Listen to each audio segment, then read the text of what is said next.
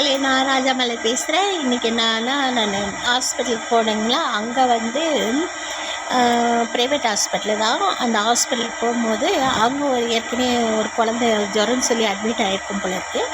அந்த குழந்தை அவங்க அப்பா வந்து கத்திட்டு கிடந்தார். என்னான்னு கிட்ட போய் நைஸாக பார்த்தேன்.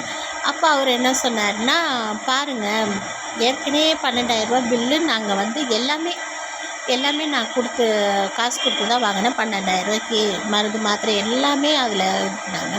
இப்போ டிஸ்சார்ஜின்னு சொல்லி ஒரு பில்லு கொடுக்குறாங்க 8,000. அப்போ நான் ஒரு ஜுரத்துக்கு 20,000 நான் செலவு பண்ண முடியும்? ஒரு எமர்ஜென்சின்னு ப்ரைவேட்டுக்கு வந்தால் இப்படியா காசு போடுவாங்க அப்படின்னு சொல்லி அவர் கேட்டார்.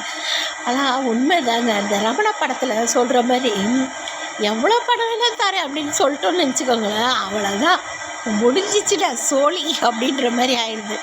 இது உண்மையாக நீங்கள் கமெண்ட்டில் சொல்லுங்கள். நான் ஏதாவது தப்பாக சொல்லிதான் மன்னிச்சிருங்க.